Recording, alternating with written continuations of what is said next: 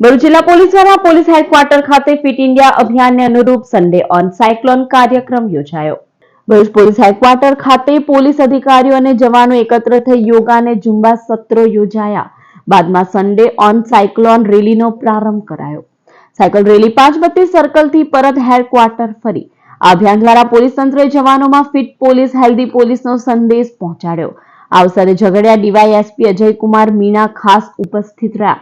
વરસતા વરસાદમાં પોલીસ અધિકારીઓ જવાનોએ તેમની ફિટનેસ બતાવી હતી તો હળવા મૂડમાં યોગા અને ઝુંબાની મજા પણ માણી હતી. સાથે સન્ડે ઓન સાયકલિંગ કરી ભીંજાતા પ્રકૃતિનો આનંદ માણવાનો અવસર પણ પ્રાપ્ત કર્યો હતો.